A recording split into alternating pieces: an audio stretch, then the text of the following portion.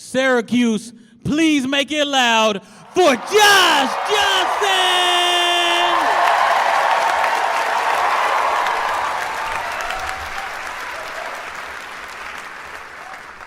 I look back on the time that I was in Chicago, like out on my own for the first time, just like learning about myself, learning about life, and like, I am begging. I don't like to beg, but I am begging, like all of us, especially like young men. You a young man out on your own for the first time. There's some things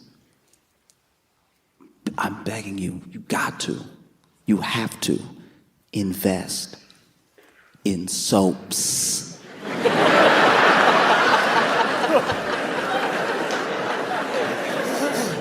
I know good men. These are good men. These are good people. These are good young men. They're not gonna cheat. They're not that type of person. But they have some misconceptions about life, like one soap can do it all. It can. I am begging you. It can.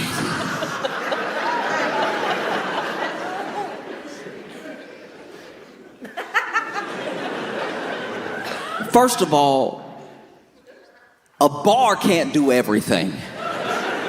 I had a friend, we were all out on our own for the first time. We all, sharing our experiences, getting our own first apartments and stuff like that. And he had one bar of soap. One bar of soap to do everything. Yeah. There's little things like that. One bar of soap.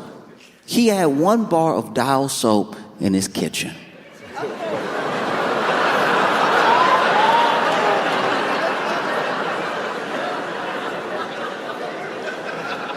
Looks like everyone here was raised right.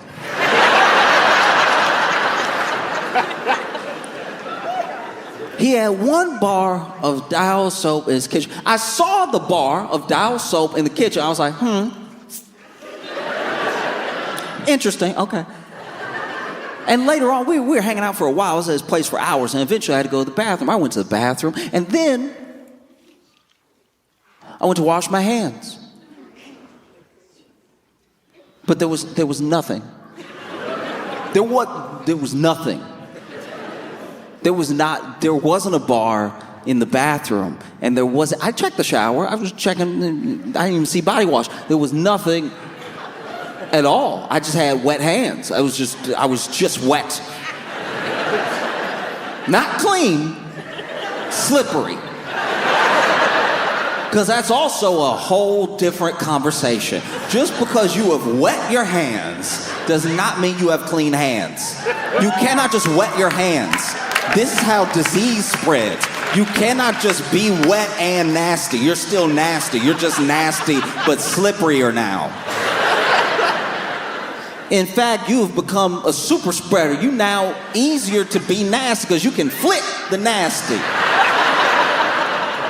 You say you wash your hands, you wet your hands. So then, I'm over here, okay, there's nothing in here.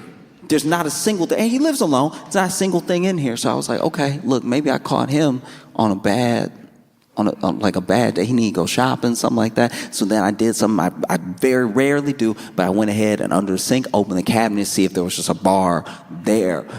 Nothing. He didn't even have cleaning products or medicine, or there was just pipe under there.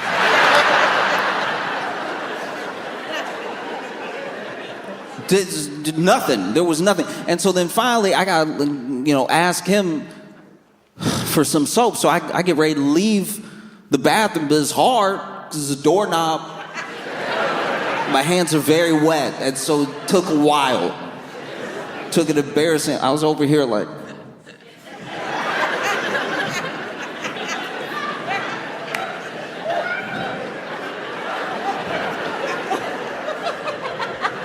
I finally make it out of the bathroom. And I go to him like, hey, there's no soap in your bathroom. And he's like, oh, my bad, soap's out here. And I said, what?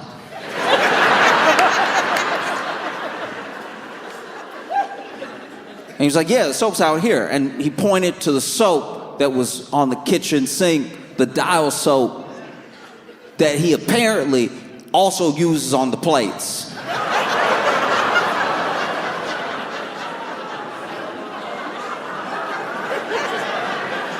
I don't know what's nastier now. Washing my hands with soap here, because this is the only bar soap I've ever seen that's got food on it.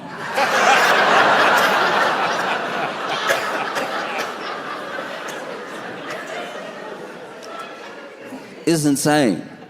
Because look, I'm not knocking anybody. I know what it's like to be out on your own for the first time, and you, depending on where you grew up or how you were raised or what you had access to, is going to depend on how you see a good portion of how to move about the world. So I'm not judging anybody. I'm just saying what things I think would be helpful. You know? I've been broke and on my own, but you know the things that you're working towards. You know what's in front of you. I'm not saying it makes it easy or affordable. I'm just saying what's in front. Every man in here, every single man in here, I don't care your age, please, I am begging you to have at least in your domain. I don't care if you got roommates. I don't care if you share a couch. In your domain, please have at least one full body mirror. We are leaving the house looking crazy, and we have no idea. We have no idea. And nobody gonna tell you. I've left the house looking insane because I didn't have a full body mirror. I was over here.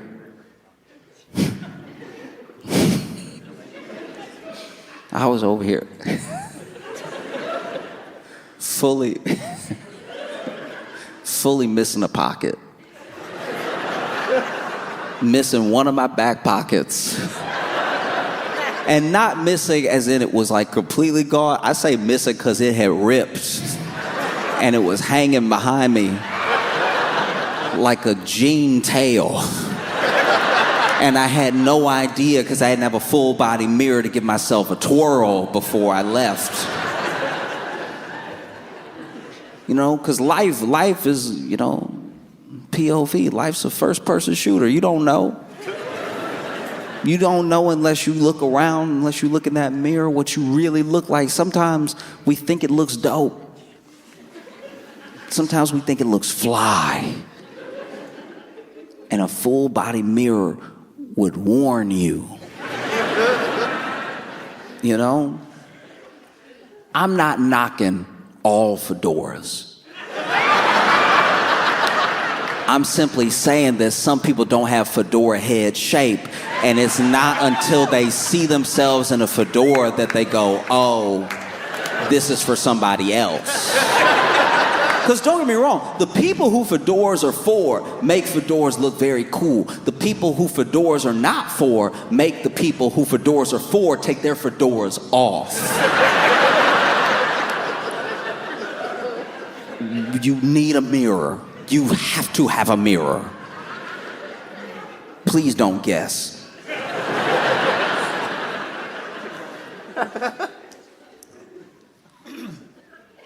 On the subject of soap, like this is the other thing. Every soap has a purpose. It's been figured out already. It's been market tested. Our grandparents divided the soaps. Our ancestors had soaps for certain processes. I know times are tough. I've been broke. But there are some things. My buddy, I was at his place and I just went to the bathroom once again. We over there for hours playing video games and everything. I go to his bathroom and all I see, I wasn't even being nosy. I wasn't looking into his things because I could see it. I could see it right in front of me because he didn't have a shower curtain. So I could see everything that was going on. I didn't peek behind the curtain to be like, ooh, what does he use? No, it was right in front of me because he just lets the whole bathroom get wet. Please Please buy a shower curtain. Please buy a shower curtain. This is why you got men running around with PS5s, because they think they have this extra income that should be going to... Don't get me wrong, the PS5 is important. It is important. But it is not more important than a mirror and a shower curtain, which are much cheaper than a PS5. You could have bought the PS5 and one less game, and you would have a shower curtain and a mirror. No shower curtain. So if you turn a shower on, you're just about to fight for your life on that tile. But then I see in the shower, not no body wash, I see Dawn dish detergent.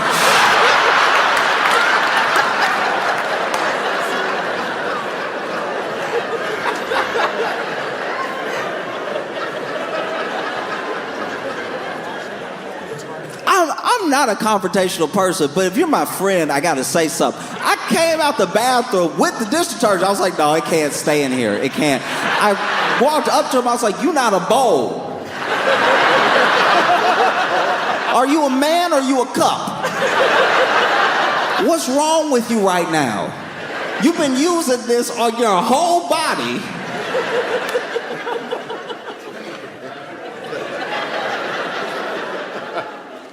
This fool over here, it worked for the ducks.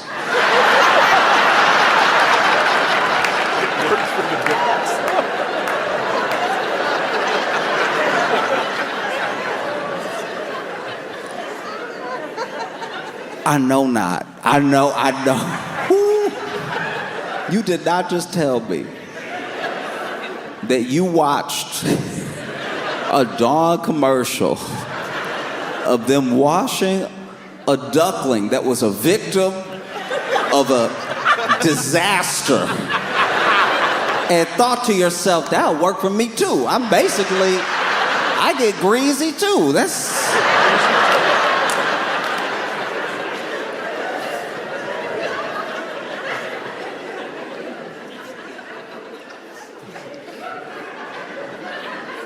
Washing his body. Do you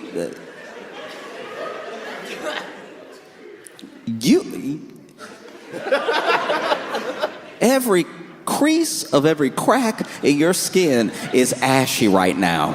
You have stripped every oil, probably some years from your skin. I think you might live a long life, but your skin won't. You gonna run out of skin one day. Be sitting there 89 years old, everybody like, why can I see through you, Dawn?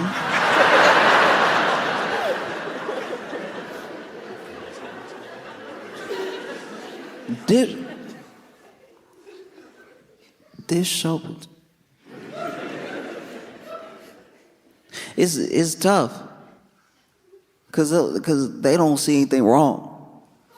They don't see what's with one bar for the whole house with dish soap in the shower.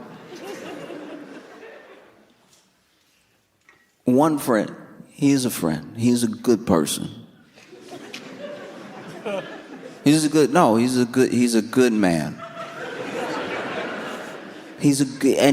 one of those good people that does the good things that we think we do if we had the time. He makes the time. This man volunteers. This man looks out for people. He's a good man. Truly. But when I found out he was taking baths with laundry detergent,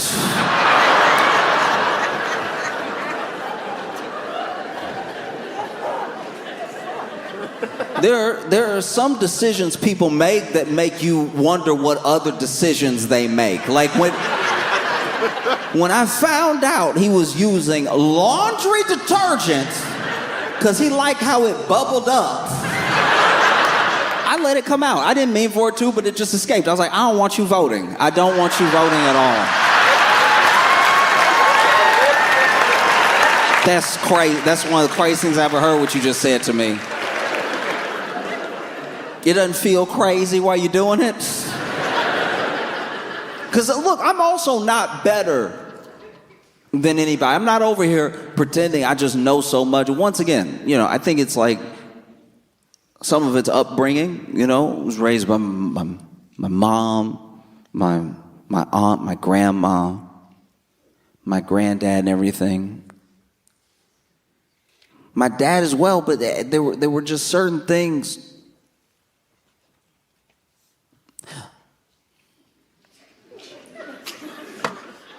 It's hard to admit. As a man, it is hard to admit, but it's important. It's important that you take everything that you hold on to about what you think life is, and every once in a while, you just question it. I'm not even saying you gotta throw out all your beliefs. I'm not saying you're wrong or dumb or anything. I'm saying that every once in a while, you take a second, really think about the things you believe, and really ask yourself why you believe those things. Are these just the things that your parents believed? Is this just what you watch other people do? Do you do it to fit in? Is this really how you feel when you're all by yourself? Really question every belief that you have, because when you question those beliefs and you actually have answers for them, it reinstills your faith in the things that you believe. One of the reasons some people are so scared to have a conversation about anything is because they don't really know why they think what they think. And if they get asked a single question that questions anything about what they think, it freaks them out. It rewires their entire worldview. And so I'm just saying, maybe something happened when you were young and it was acceptable, but then you get older and people tell you that it's not, and you hold on to it. And you hold on to it because it's familiar, or you hold on to it because you're like, oh, if I'm wrong about this, what else am I wrong about? You don't have to spiral like that. One idea doesn't mean all ideas. Everything can be handled in its own compartment. Maybe there are parts of your upbringing that are incredible, have instilled in you what it takes to make a remarkable person, a kind person. And then maybe there are things about how you grew up that you maybe want to leave in the past, that you don't want to pass on to the next generation. When I tell you all this, it's to say that, like, as men, I'm begging, as men, you have to buy more than one towel. It has.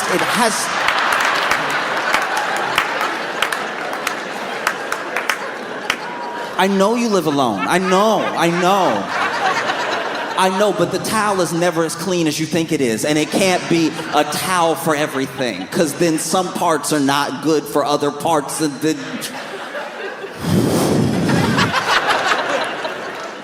because I'm telling you, sometimes decisions you make in one area, you can tell you're making those same decisions in the other area,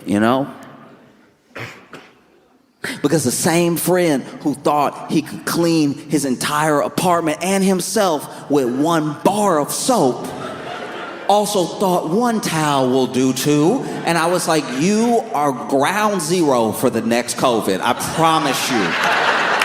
I don't even know, you reinfecting yourself daily. I don't know how you ever get over a cold.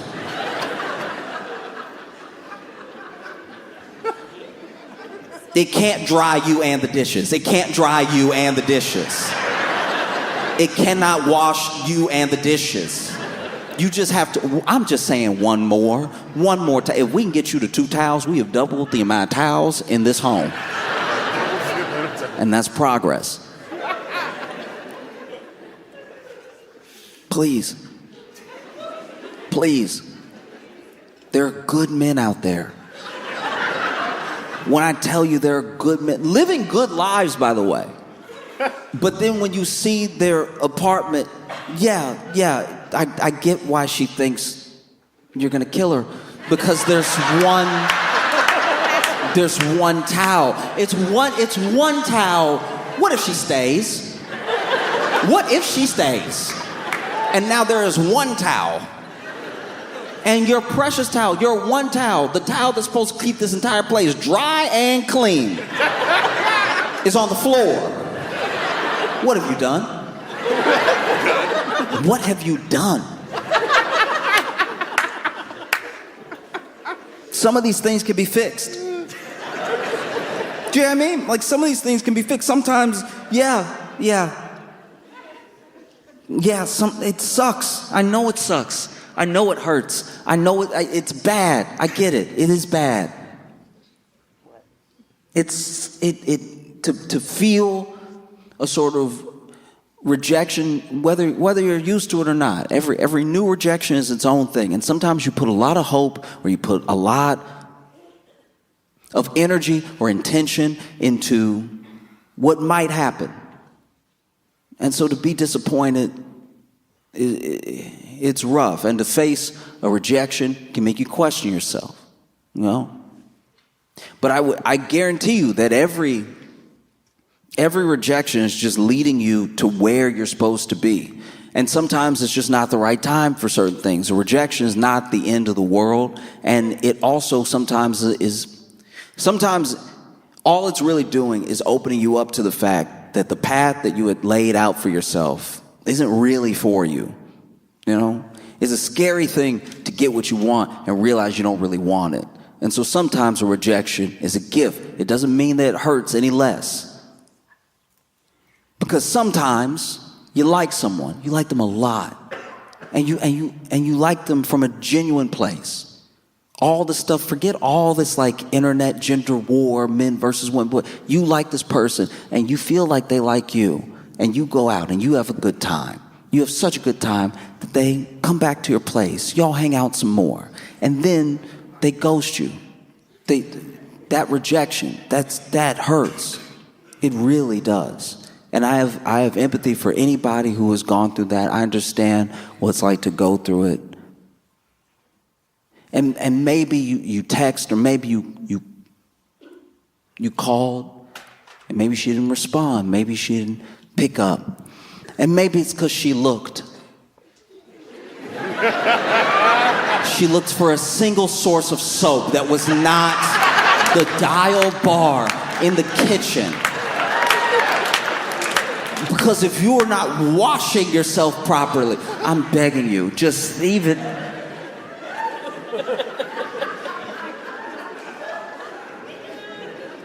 And look, I'm not saying it's a thing you should have in the back of your head. Oh, she's gonna check my cabinets to make sure I take care of myself. I'm just saying that, like, if you don't use soap,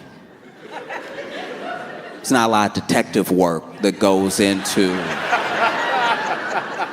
And if you use soap weird, if you doing some soap stuff that's not meant to be done, you also gonna get caught, all right? Because if you washing yourself with dish soap like it's body wash, and you scream every time you put a shirt on,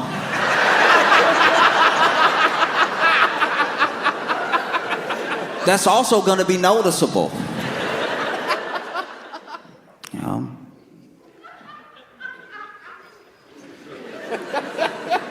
Because there are certain things that I see that I could honestly say, at least to me, when I see them, I'm like, yeah, I think only a man would do this, I think.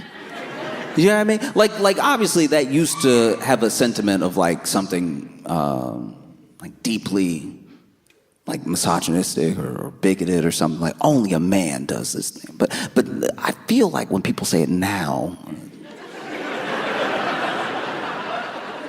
some people say it the old way, don't get me wrong, but it has a slightly different like connotation now. Just there's some things I see and I'm like, yeah, At least not that I've met. I personally have not met a woman who would be like, one bar is good.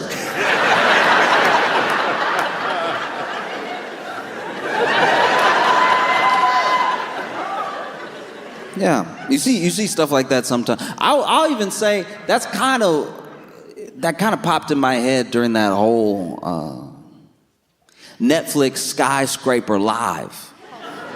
Okay, if you don't know what this is, there's a dude named Alex Honnold who's like a climber. He's a specialty climber. He does free solo, does all that stuff like that, all this free climbing, and he climbed Taipei 101, tall skyscraper, right?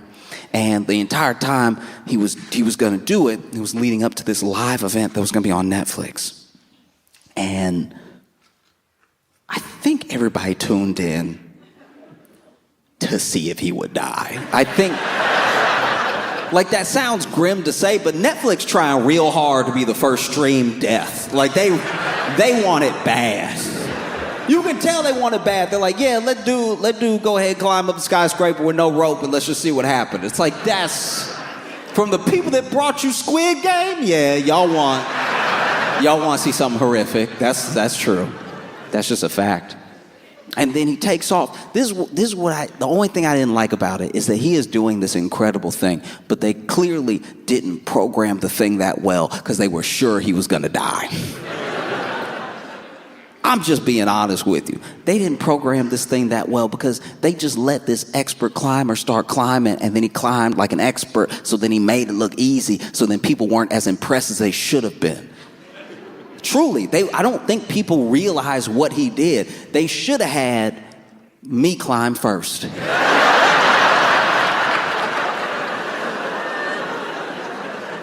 They should have had me, and I don't even have to get to the top. I just got to clear like a floor.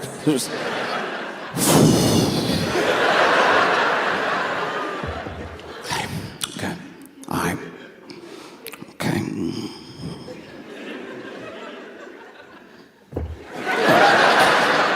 No, I didn't like the way my foot went. Okay, all right.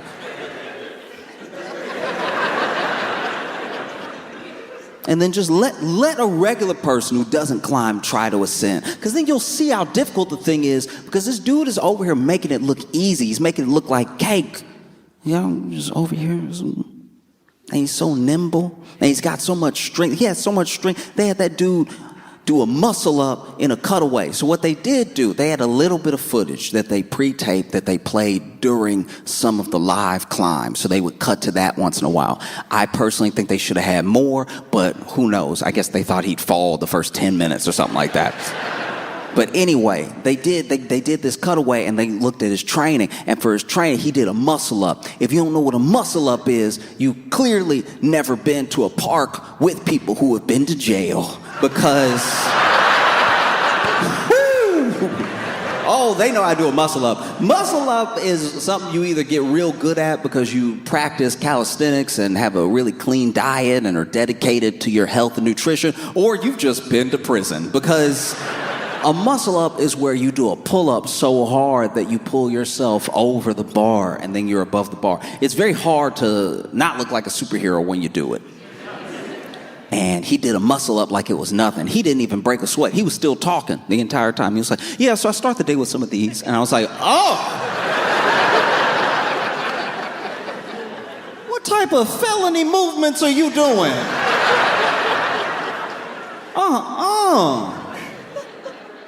And so, yeah, have me up there, you know, trying to figure out, because everything looked flat. How do you climb flat? Even Spider-Man looked like he's struggling sometimes. How do you climb flat? Now, this dude's climbing a corner all the way up. 100. I think if it were me, I'd be like, okay, all right, let me get.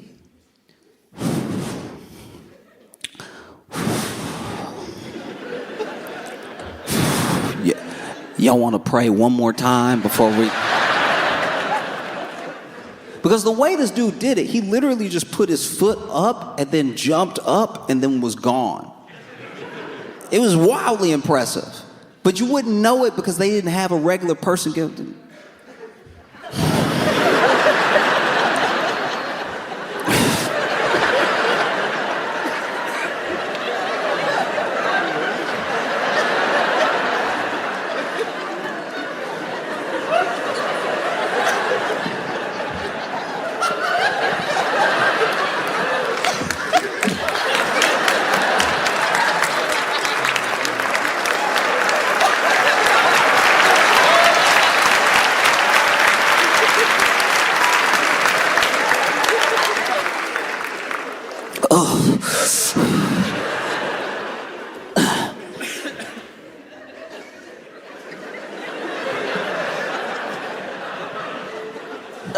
All right, yeah, y'all give me a second. Yeah.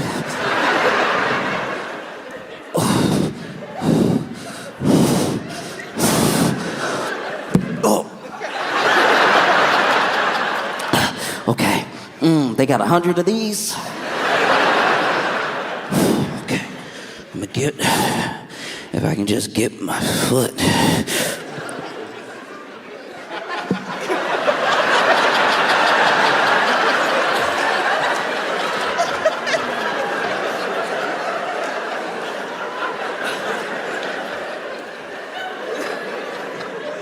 Yeah, he got it. He got it. He got it. He got it.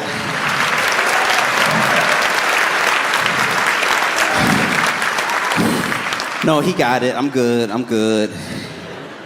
Because then the way he did it was so fast. And everybody was over here like, he could fall. He could do that. They said it way too many times for my liking. They were like, now he's really high up.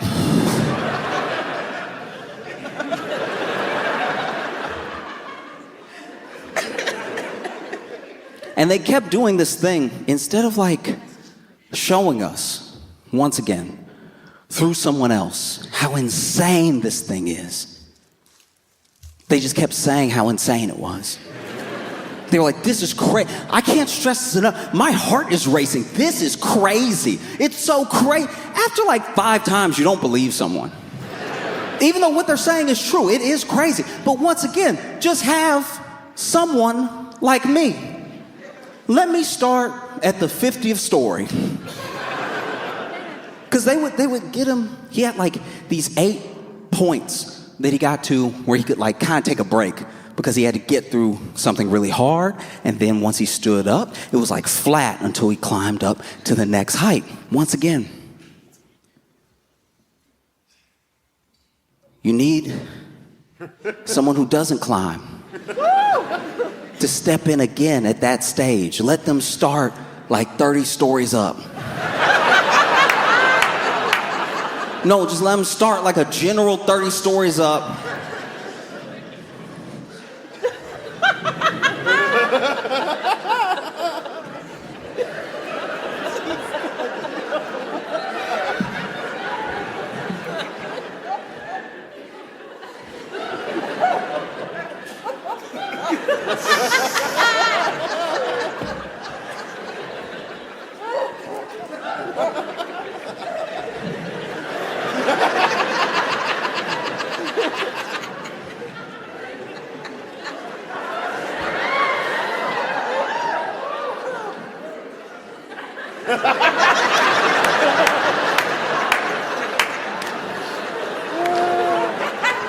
Because it was windy.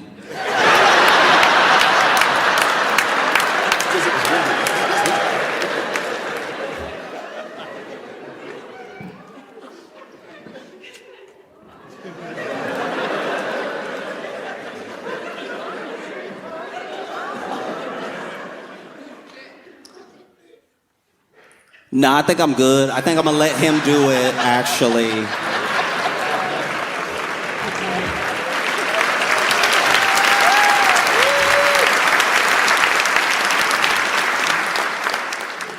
Yeah, because this dude, he also didn't play up how hard it was for him, so then he was acting like it was so easy that it just seemed super easy. So after a while you're watching, you're like, all right, y'all gonna make him do it upside down or something? Like, it was way too easy. He would come over the system because they had a feed. They had him mic'd and they had a feed. And he'd be in the middle of a climb.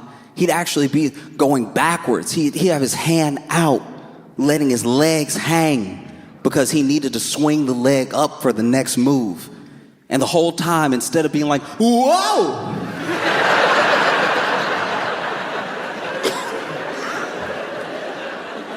This man was over here making me bad. This man was over here, hey, can y'all put my music back on? Can you put my music? It just doesn't really feel like somebody defied death that hard where they're like, hey, can you put the music back on? I'm a little bored. You know?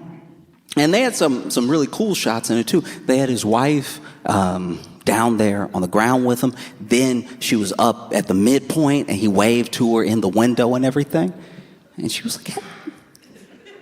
Because she had never been there before with him while he was doing one of these things, because why would you? No, truly, why would you? Why would you? Let him do it. That's his thing. Let him do it. Let him come back home. Why traumatize yourself watching him? You know? Because then he was over here, in one of the documentary portions talking about how, he has kids now and everything, and people always ask him if it's different doing this stuff before he had kids and doing it after. And he was like, well, before I had kids, I never wanted to fall. And now that I have kids, I really don't want to fall. And then that thing, to the best of my knowledge, I think it hit like number 3, number 6 on Netflix. What do you have to do to be number 1? Like, that's crazy. This man climbed a skyscraper live. Didn't hit number 1. That's why I don't know if I like that top 10 system. Because sometimes, like, murder documentaries will be all there. And if I get murdered and somebody make a documentary about it and I hit like 8, y'all better try again. No. Nah.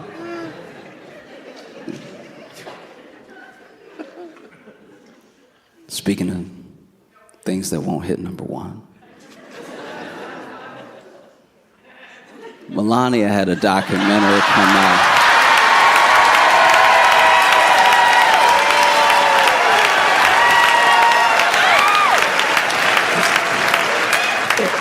Man, Melania had a documentary come out.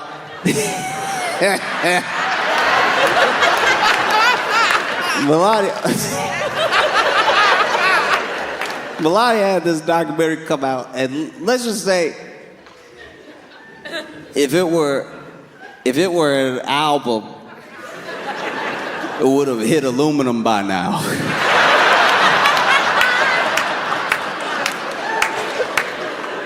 Man, this thing is crazy. Apparently, this is like one of the most expensive licensing agreements of all time or something like that. Or maybe they bought it. I don't know what they did. Whatever it was like millions and millions of dollars. It's like $40 million for the documentary and then like $35 million to market it.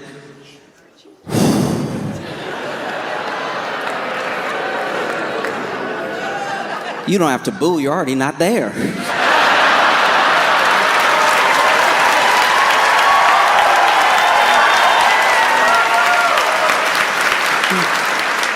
The movie Melania is out. It's a documentary about Melania. And you would think, oh, a documentary about Melania. That's got to be fascinating, right? She must know so much. She's been standing in the room for all of it.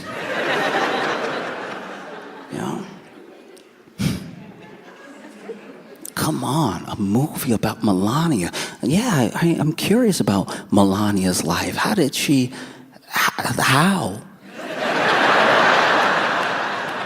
All of it. How all of it? How? I remember even before he was president, I remember seeing sometimes, like Trump with a beautiful woman, and I'd be like, how? I mean, the answer's money, but there's a part of you that's like, all right, plenty of people have money. Like, but Melania specifically, I was like, how? How? It's crazy. And yeah, it went worldwide. Because I guess you can release anything to everybody.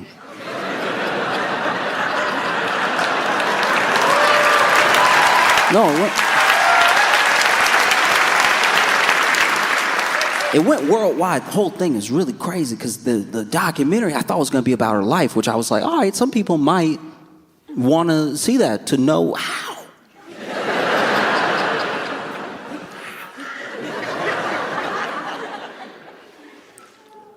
Because we don't really hear from Melania a lot. And when we do, it's not great.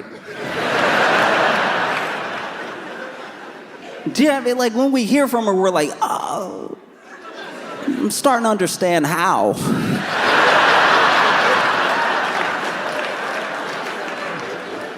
Because we do this thing that, there's so many problems in the world. It's not like I'm harping on this one as the biggest. But we do a thing where we don't really, give women enough agency in their choices, and sometimes we infantilize them, and whenever they're dating or married to a jerk, we always assume they must have been tricked or duped or whatever. And it's like, and this is going to be a hard thing to hear.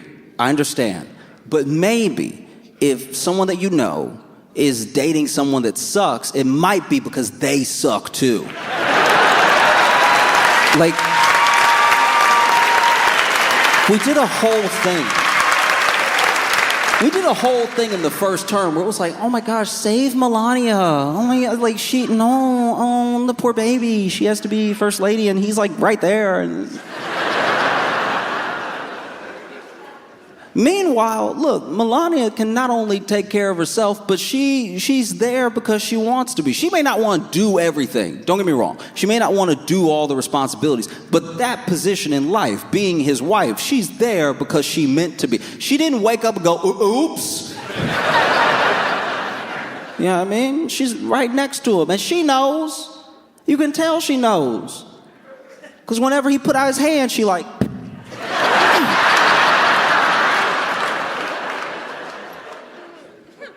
Millions of dollars. Millions and millions and millions of dollars. It's crazy. Directed by Brett Ratner.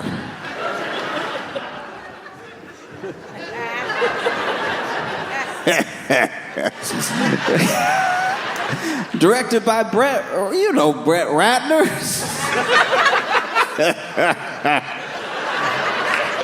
No, Brett Ratner. You remember him.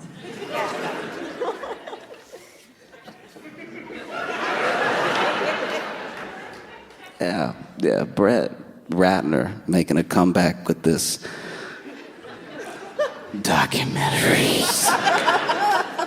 Brett Ratner directed Rush Hour. Yeah. He directed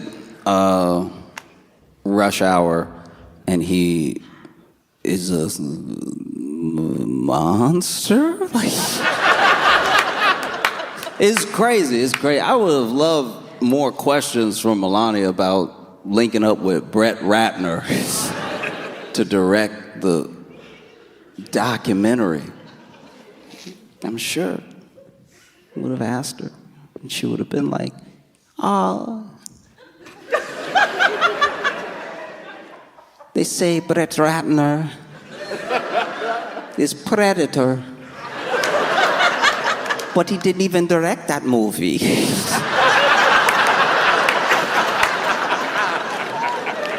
So few people are watching it that when I even just tried to look up the reviews, you can't even trust the reviews because the reviews are like half people who didn't watch it making fun of people not watching it, and then the other half are people who seemingly have been paid through a Craigslist ad to leave a review that is positive about the movie, but they haven't watched it. So they are alluding to things in the movie that I'm sure don't happen because I don't even think they know who Melania is. See what I mean? Like,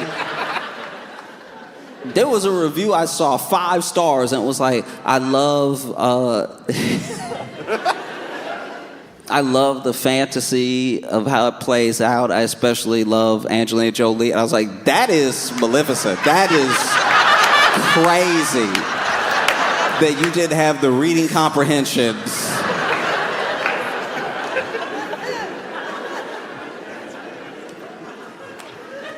And then I saw a bad review, and I know they didn't go. I know they didn't go even give the movie a try because the review was 1 star, and it said, "Wish I could give it no stars. I died in the theater." We know that didn't happen. How you typing? We know that's not true. Admittedly, I haven't seen it. This movie is a bombing though. This movie. No, this movie bombing bad. This is crazy. I've never seen anything like it. There was one night it looked like they sold like 2 tickets in London.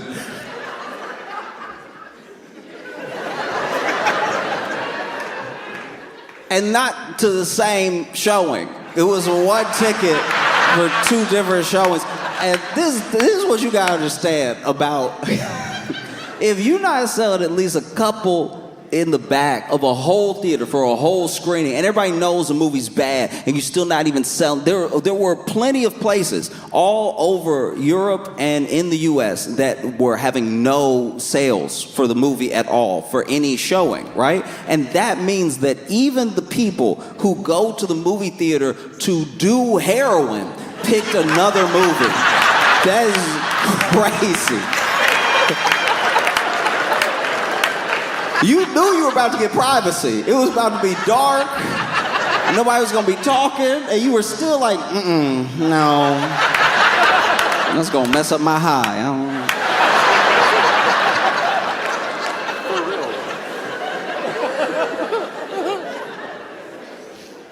No. You know the movie bad, too. You know the movie bad because apparently 2/3 of the crew didn't want credit for working on the movie. I don't know if you are familiar with Hollywood, but there's not a wide range of jobs right now. There are some people that are like, I'd rather them think I have a 10-year gap in my resume.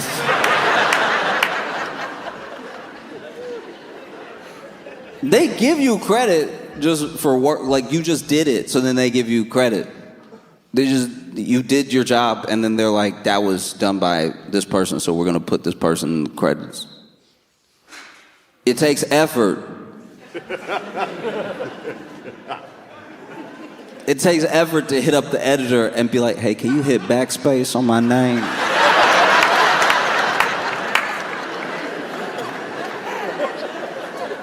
Bruh, just do me this solid and just lay that knuckle on the space bar and hit backspace a couple times. If you can't delete it, can you change it?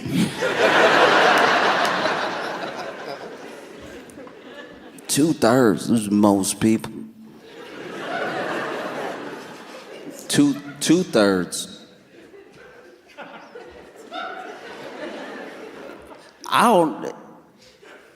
Who want credit? Craft service? Who is? In my head, I'm like, wow, is it that bad?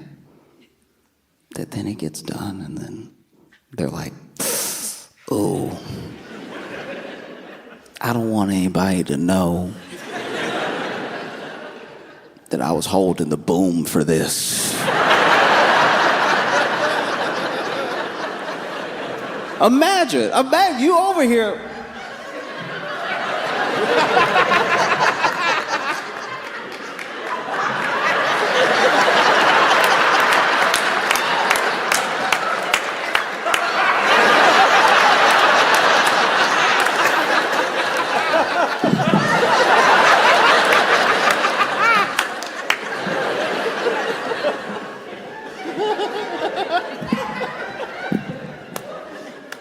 It was crazy. Yeah, because who would have thought? No, who would have, especially, you know,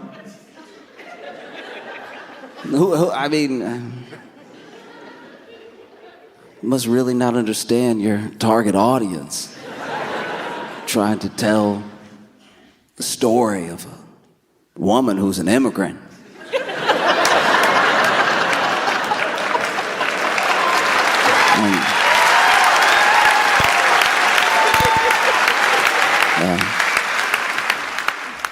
They're speculating on what the movie is going to gross. And I think it's going to gross.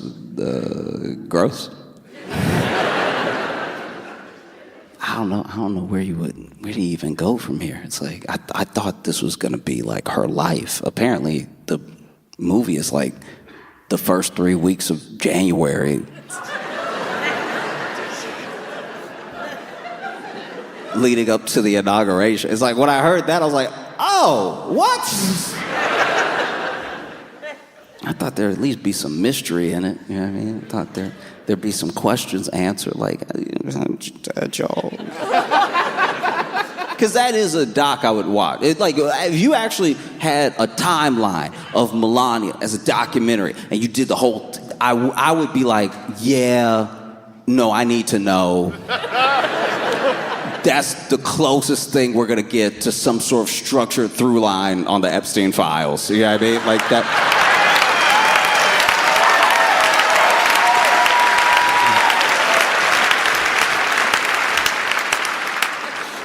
Even if it's crowded, it'll be long, you know. No, it just blows my mind. I don't know. We're in a fragmented place now where it feels like maybe a sort of like monocultural moment as far as films go is beyond us. Who knows? Because we haven't really had a breakout event that got lots of people excited in a way that almost meant a sort of frenzy since like Barbie and Oppenheimer came out. That was like the last time that people were like, we're gonna go to the movie all day, we're gonna double up, I'm gonna wear pink and watch a movie about bombs.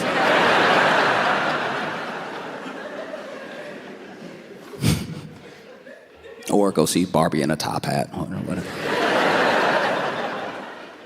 Yeah, and it's crazy to think, because when you see things like the Netflix top 10, and you see what these, at least is what Netflix says, are the most popular things in the US, most popular things in the world, and you see where these numbers lay out as far as titles, it tells you a lot about what we collectively would like to see, because it's what we seem to be picking across cultures.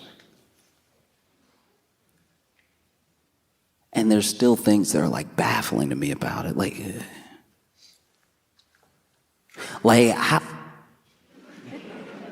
how did he not hit number one? Like, just, he climbed a skyscraper. What else do you have to do?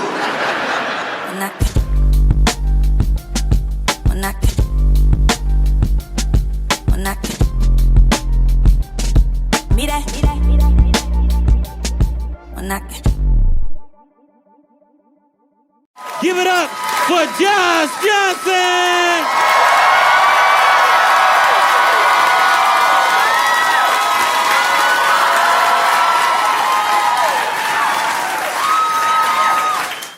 I don't know. Maybe y'all saw, maybe you didn't see. Maybe, I mean, people can only watch so much news, you know? But y'all saw the president at the UN. This is...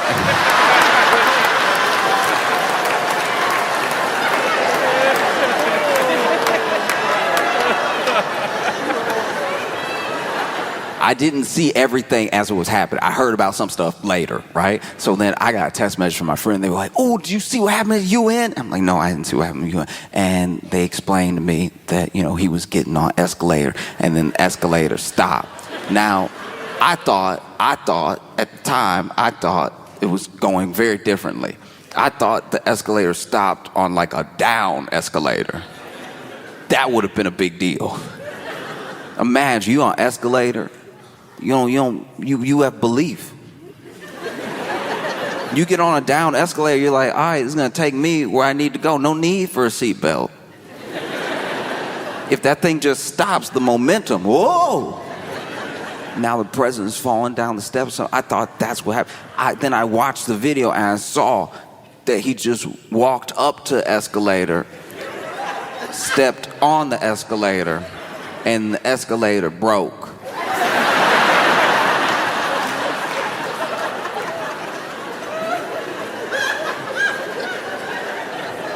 And you saw him stand at the bottom of the escalator like, what?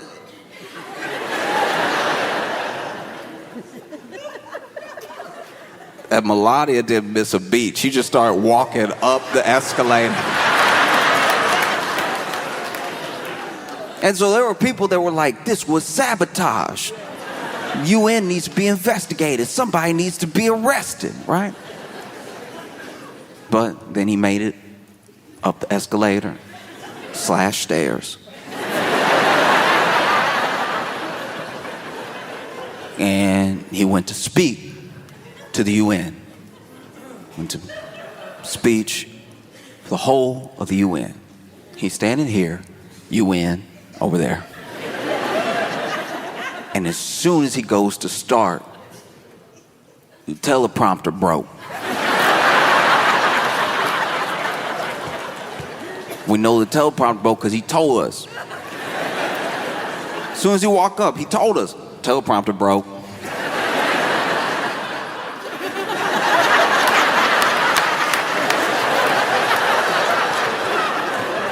First the escalator, teleprompter broke. Nothing here work. Nothing. No, teleprompter. And it's like, look, if you're delivering a speech and it's been, uploaded to teleprompter, then teleprompter breaks, all right, like, that is something to be annoyed or caught off guard about. But I'm sitting there watching, like, why do you care that the teleprompter, you're not gonna read it, like you're not.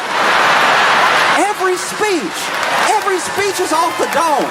Every speech you can tell every speech he's over here freestyling every time. Why do you even have a speechwriter?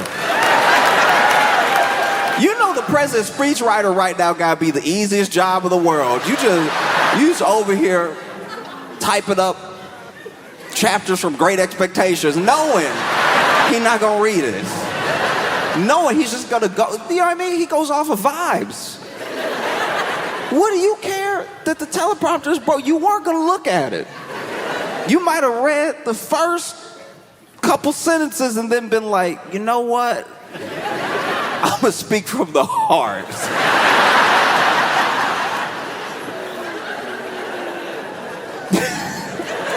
And so the teleprompter broke it, And so he's like, I guess I'll just have to. Which was also wild because the speech was printed out in front of him. But he was like, no, you want me to turn pages? No. And then proceeds to, give this address to the UN, and it depending on who you talk to,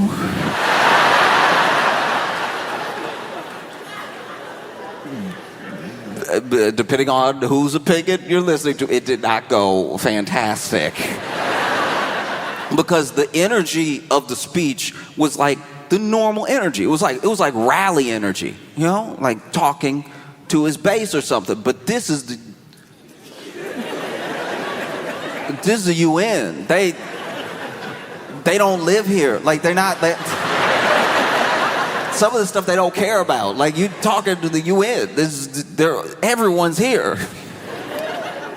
He's over here like I inherited a mess and we fixed it and like years ago we were down in the dumps and now we're the hottest country in the world. He keeps saying we're the hottest country in the world and I don't know what that means. I feel like even the UN was like, so what? Climate change?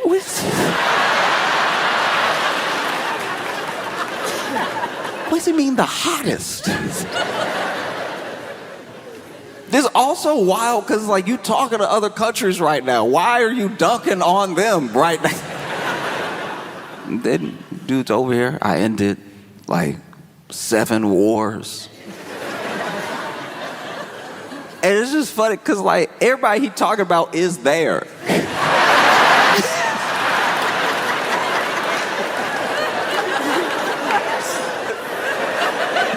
So now some of these countries look at each other across the desk like,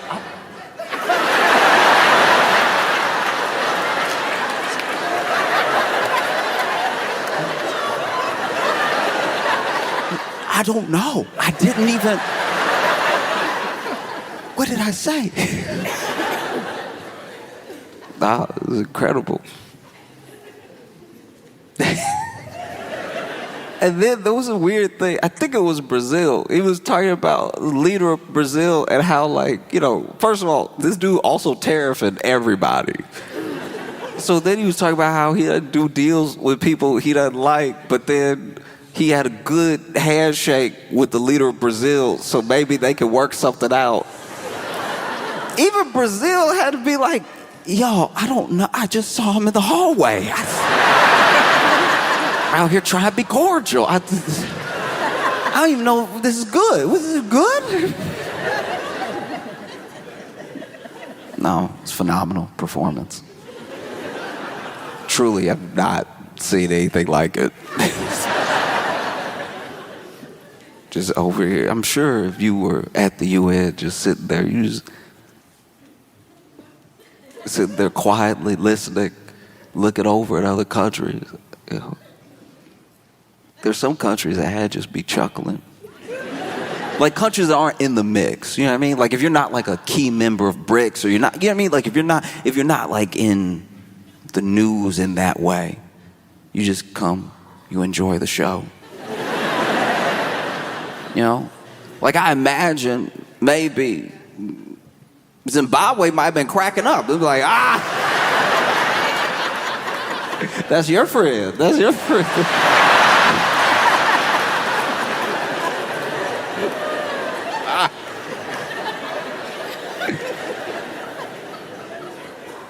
But that wasn't the only incredible performance. That wasn't the only press conference. Because they held a press conference because they found it. They found it. They nailed it down. They found the cause. That's what they said. No one gathered everybody together, got the press conference going on. Looked like it was in the Oval Office. Yeah.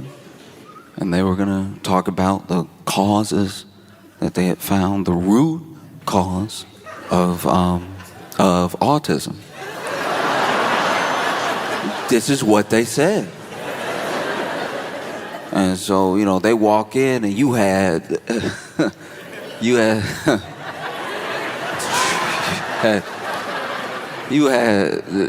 Dr. Oz.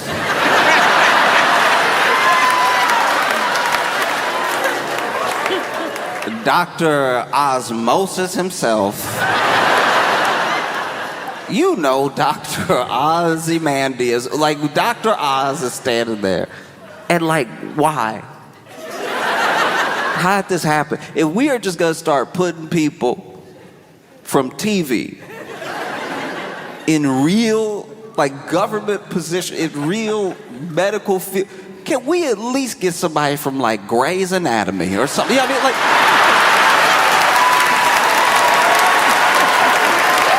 if we are already not being serious, can we not be serious better? Who is checking for Dr. Oz besides Oprah? Who is...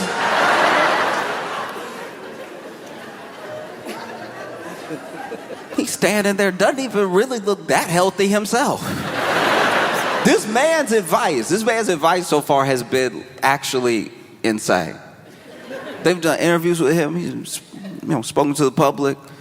Like, what would you suggest for Americans? The man's out here. If you want to, if you don't, look. If you don't want to be sick, be healthy. I wish I was joking. I wish, like, I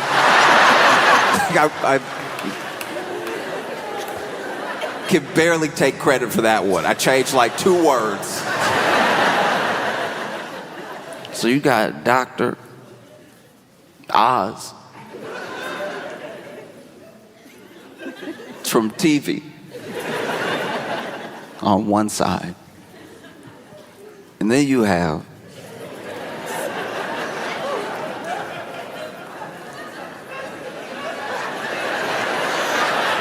y'all know who he is. And then you have RFK Jr. on the other side, looking odder than usual. If y'all saw it, you know what I'm talking about.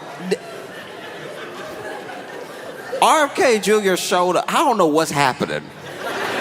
Because it wasn't like a tan.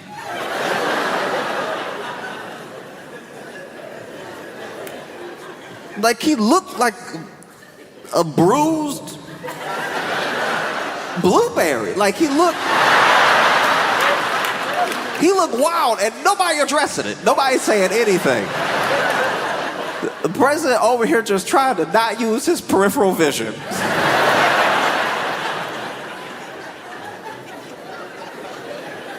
RFK Jr. is white. No, that is a white man. He's white. He's a white guy. But that's the first time I've ever seen a white guy and been like, he is colored. Like that.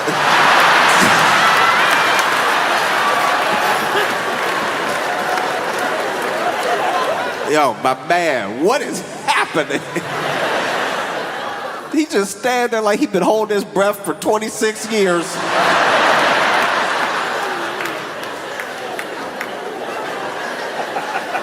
This is very bad.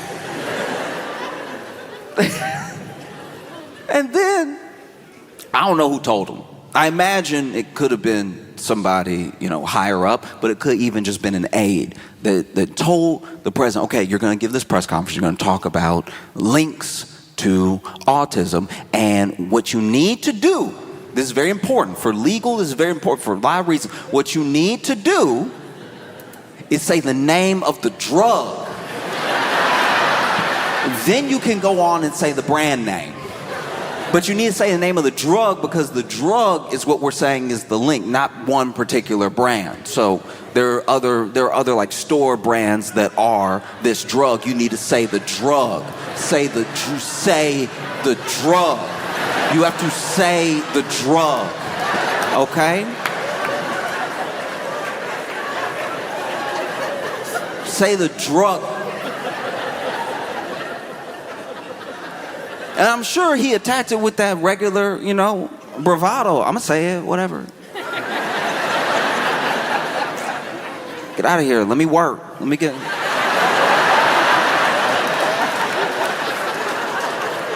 in the zone, all right?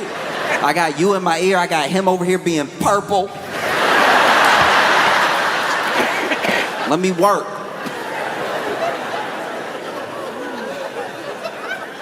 Man, it goes up, starts the speech. It's rolling. It's rolling with it.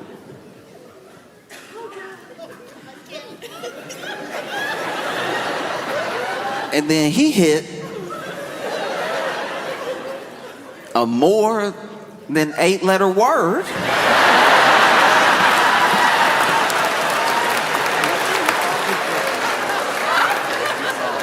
And then the commander-in-chief, leader of the free world, in real time, in front of us, the American public, technically the whole world, because the internet, our leader in front of the nation, at a press conference they called.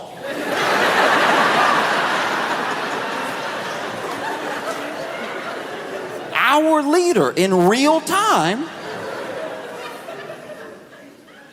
sounded it out.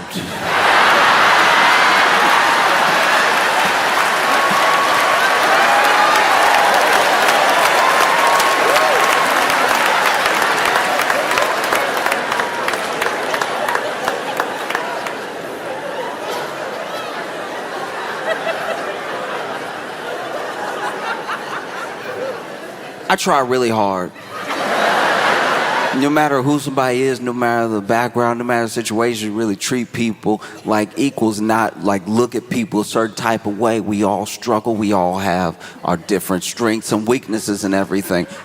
But I'm just going to go out on a limb and say it. If you are 80 and you haven't attacked a word before, maybe it's just not a word you ever going to get. Like if you... It's late. It's late for him to be sounding out new words.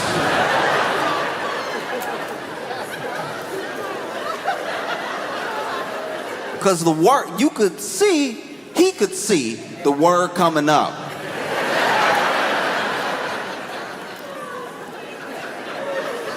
And sounded it out confidently, too. Just over here,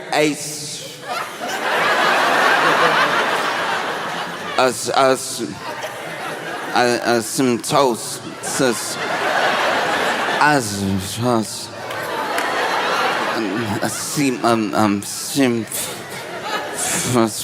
And it's not like it was in the mic. You couldn't hear it into the mic, but you could tell Dr. Oz was standing there trying to do hard ventriloquism. Just...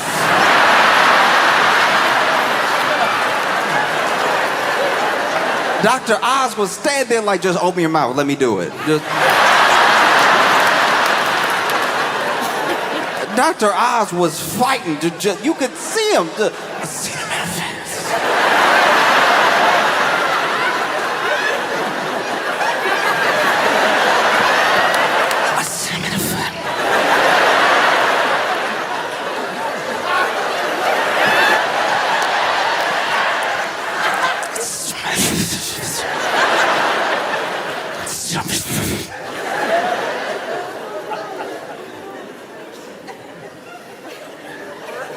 I said, Tom, I see Trump. See him, man.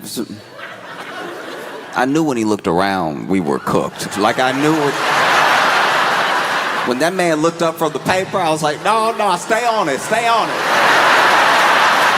Stay with it. You almost got it. I was Tom. I see him. I see him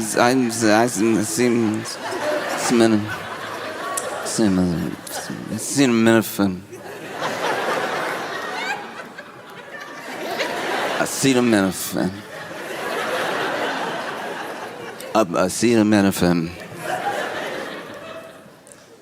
I see the minute Tylenol, and like that.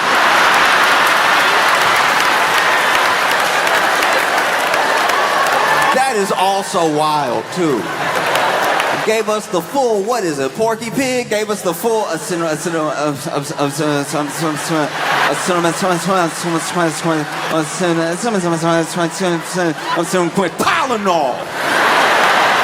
And he was hitting those T's, that Tylenol, extra hard. He was getting his payback with those T's. Tylenol, don't take that Tylenol.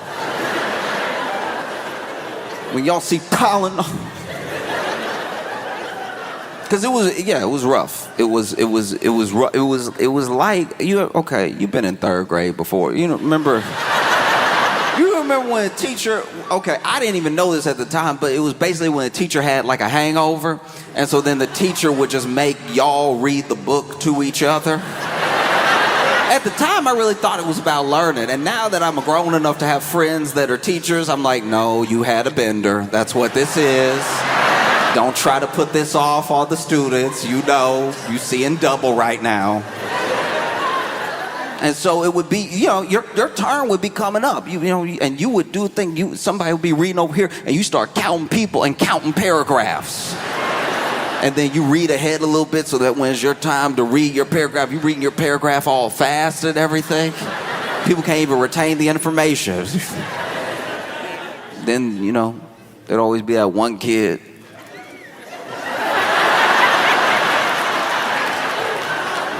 There'd be that one kid where it's like, when you get to his paragraph, that's going to last till the end of class. So you literally count your paragraph till you have to read, and then you count paragraphs, and you like, the bell going to ring here.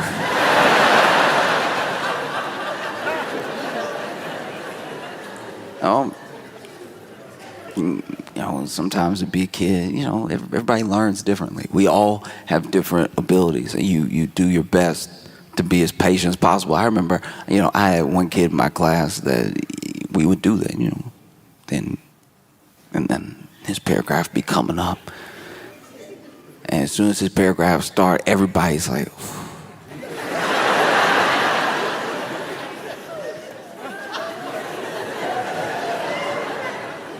And then he would start and he would be sounding it out and then hit the word and then sounding it out. Everybody learns at a different pace. Sounding it out, hit the word, sound it out, hit the word. Sometimes he'd even go back, sound it out, hit the word, say the last 3 words together. He's learning. We're all learning. Everybody moves in their own time. But sometimes, I'll be honest with you, I was a kid too. I wasn't always patient. Sometimes he'd be sitting there and be like, and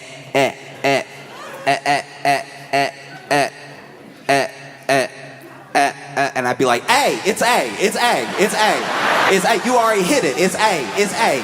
There's nothing left to do. It's A, it's A. It is A. You did it. High five. You did it. It's A. It's only A. And then you grow up and you mature and you realize that everybody's good at stuff. People aren't as good at stuff and everything. Because I'll tell you what, I could read. When I was a kid, I could read. Very good at reading. My math wasn't great. So then when it came to math, it was me who was like a little bit behind all the time. Especially when we got to like algebra. You know? Because I could like, factor a little bit. I understood denominators and stuff like that. Like I felt like I was keeping up and everything. But when we hit algebra, all of a sudden the tables were turned. This is why you have to be as patient with people as you want them to be with you. Because I'm sitting there. And for the first time, there's letters. There's letters in the math problem. But I'm sitting over here like,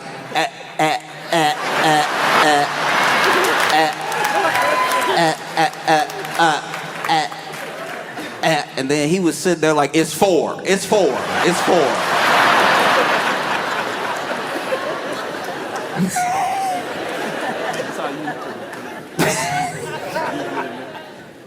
Oh, and so, he's over there.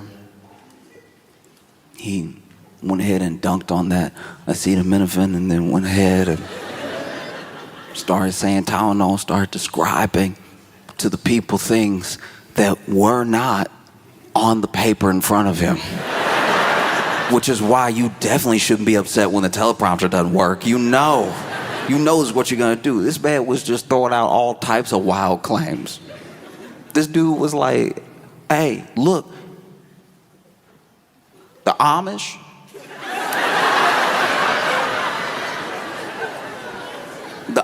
don't have any autism. And a couple times in this press conference, he would say something, then turn to somebody and be like, is that true?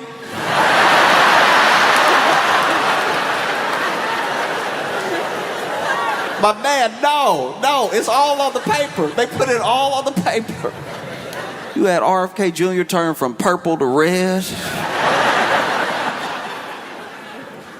Because then he just started going off on like vaccines in general. And just started saying like, look, it's too much. It's too much. And he's not the first person, he's not the only person to be saying that. It's too much at one time. You got those beautiful babies and you shooting them up with 80 shots of liquid.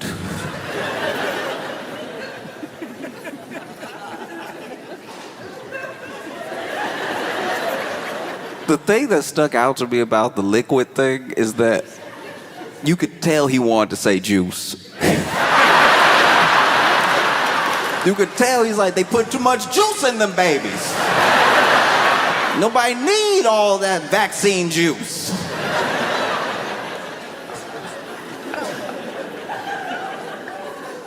No, it was truly wild. And then it was over. And then it was over. I can't imagine what it must have been like to be on the board of Tylenol.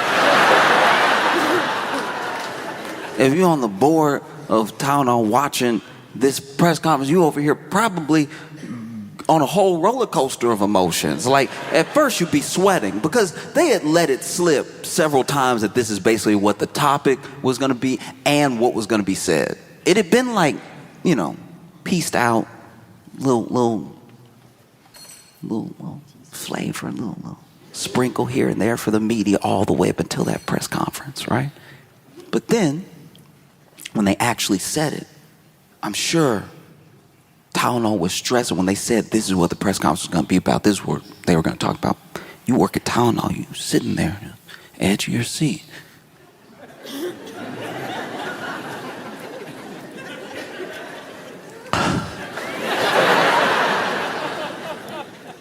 And then he goes to say the name of the drug, and you're probably like, this might not be that bad for us, honestly.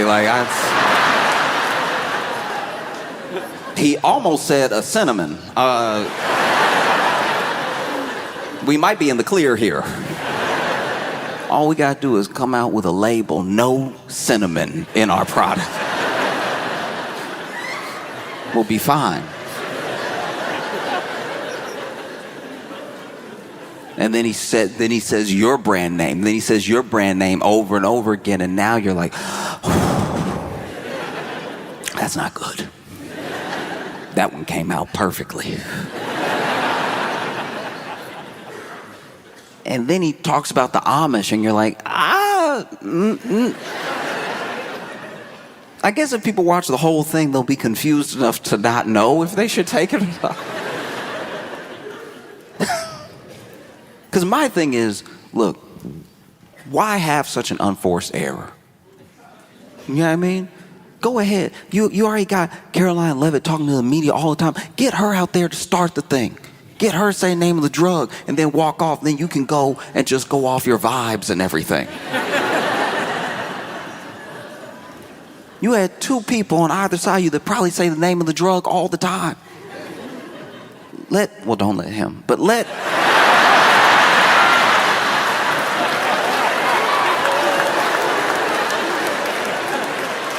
Dr. Oz say it. Let him earn his keep. No, he over here supposed to be a doctor. Got the shortest name I've ever seen. Because I do my best to be up on the news, but I don't always want to talk about, politics and stuff. Sometimes there's stuff that happens that has nothing to do with anything political, and it just warms your heart to see it. You'll see a news story that captivates you, and it doesn't take you into like any sort of polarized position, Like I saw this South Carolina teacher that got arrested for using fart spray on the students as a punishment.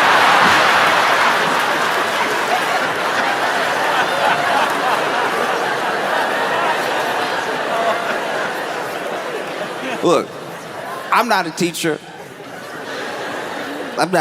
I come from like a family of teachers, people that work in education. And like kids have always and will always drive adults insane. It's like part of the bargain that we have. Is part of the truce, It's like y'all won't do a Lord of the Flies. Y'all just be bad in school.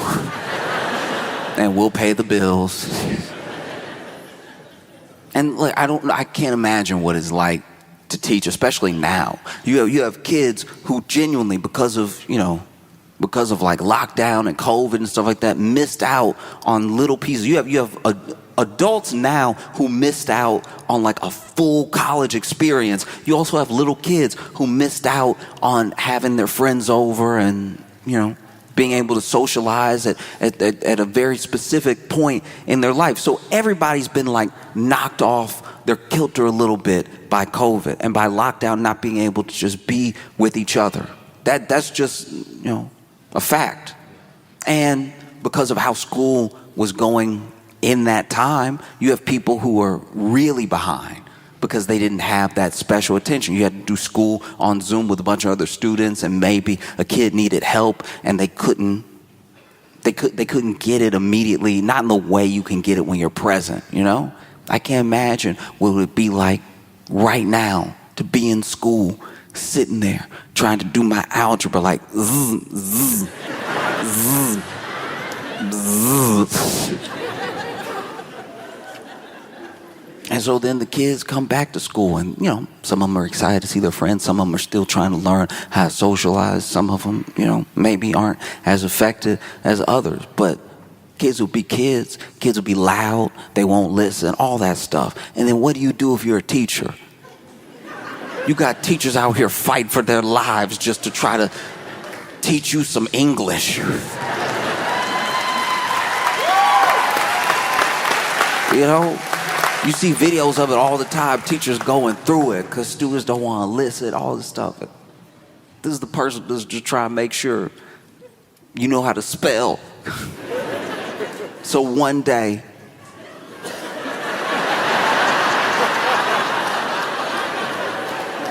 if you make it all the way to the White House and you have to address the nation, you won't be like, cinematosis.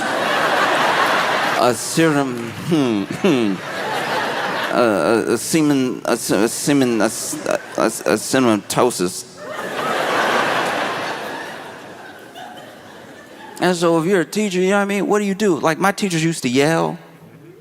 Teachers yell. It happens. Hey, stop! And you can tell. There's a certain yell, especially when you got like a male teacher. There's a certain yell that you can tell you broke him because his voice cracked. You know what I mean? Like if he's like, hey, hey, y'all chill out, right? And he's had enough of it, and maybe you're the first period of the day. You know what I mean? Y'all being a little loud. Hey, listen up, right? Something happened at about 5th period and on, where if you really got him at his wits' end, he'd be like, hey!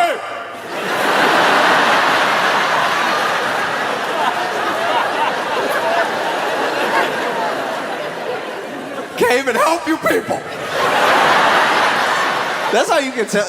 That's how you can tell when a teacher really at the edge, when they just start talking to the students like they are society. Like it's like you do your best, you know. You go to a state school to save money because you know you're not going to make it here, you know. You got a passion for Spanish, so you try to teach it to you knuckleheads. Just truly, like, you know, teacher ready to cry. Over here, you get that third shut up. Sometimes that third shut up doesn't have any bass behind it. It sounds a little bit, shut up!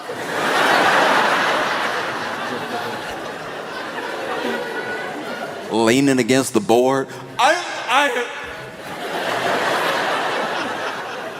don't know what to do. And so what do? You know what I mean? Yelling doesn't work. You can't hit them. Somebody came up with a plan.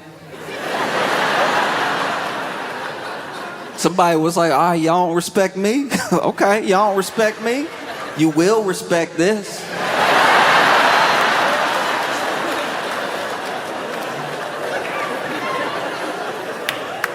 Because I've read different reports. Some reports say he was like doing a prank or whatever. Some reports say he was like mad about whatever. But I'm telling you, he could have done it for any amount of reasons. Maybe this dude didn't take his job seriously. Maybe, you know, he was out here just trying to prank for fun. He's somehow like a teacher's assistant, whatever, and still hadn't like grown up. So then he's over here. Ooh, look at you, stinky. Ooh. Ooh, stink butt over here. Ooh.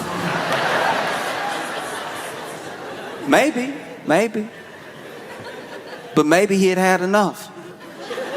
You can only take so many spitballs to the back of the neck before you snap.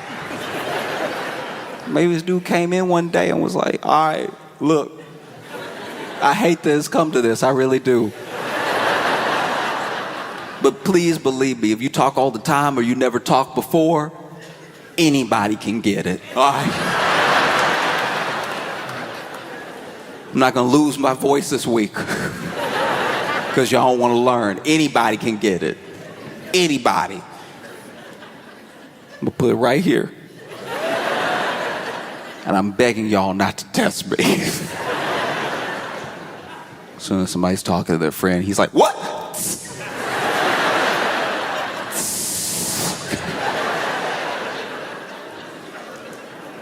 He must have been brandishing it. He must have been wielding it because apparently, like, from what I read, like 100 parents complained or something.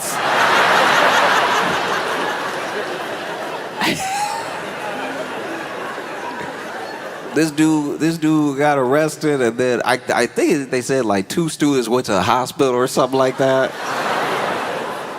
And I'm sure you over there in interrogation tried to defend yourself. They should have thought about that asthma when they were doing all that talking, all right? How do we know it was a spray? What if it was that talking that caused the asthma attack? Over here, mouth moving 100 miles a minute. I'm trying to teach something. Listening is easy to breathe.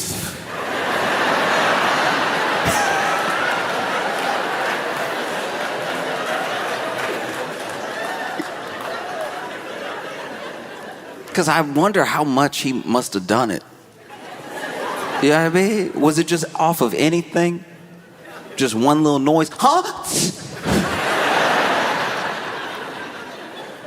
Or did he wait? Was he like writing on the board, letting the chatter sort of build? And then that's the thing. When you're a kid in class, you always think you're good if you're just not as loud as the loudest person.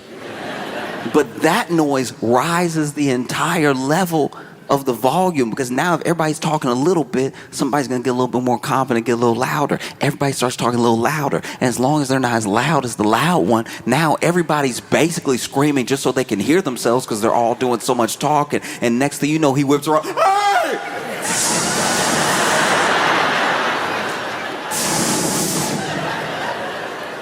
Y'all gonna learn today.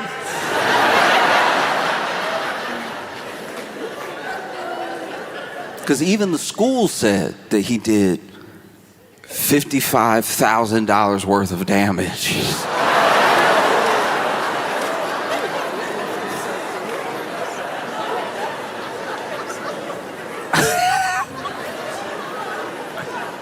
How? It must just be in the walls now.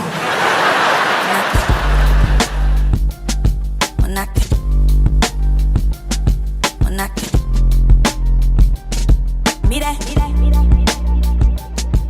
I